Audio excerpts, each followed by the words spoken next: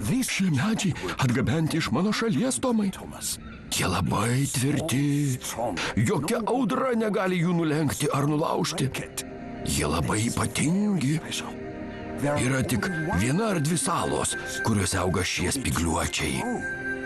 Garvežiai, kurie bus patys naudingiausi, baigiantis dienai galės nugabenti spygliuočių rasus į paieškų ir gelbėjimo centrą. Garvežiai sujudėjo ir sumurmėjo. Jie visi norėjo būti patys naudingiausi. Negaiškit, puškuokite, jūs visi turite darbo. Ir garvežiai išdardėjo iš prieplaukos. Tomui teko palaukti. Jam turėjo prikabinti kelis vagonus su plytomis. Jis žiūrėjo į raudonus rastus.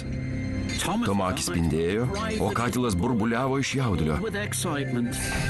Jis norėjo tempti platformą su rąstais. Privažiavo dizelis. Tikiuosi, storasis kontrolierius pasirinks mane. Kasdien stengiuosi, kad būčiau labai naudingas garvežys. O kaip aš, Tomai? Aš irgi esu labai naudingas. Tomas nustebo. Ne, dizelį.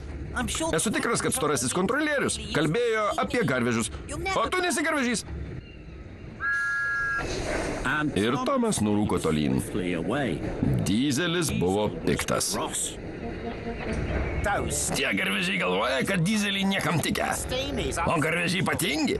Parodysiu jiems, kad esu toks pat naudingas kaip ir jie. Nugabensiu šios rastus į gelbėjimo centrą. Tada storasis kontrolierius pamatys, koks esu ypatingas.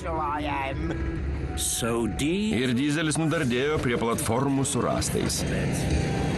Su trenksmu ir griausmu, dūsavimu ir girgždėjimu, dizelis išstūmė brangiąją spygliuočių medieną iš prieplaukos. Jis riedėjo ir dardėjo bėgiais. Platformos su rąstais šokinėjo ir drebėjo. Dizelis džiaugiasi. Sako garvežiai, kad dizeliai netikę, o aš įrodysiu, kad jie klysta.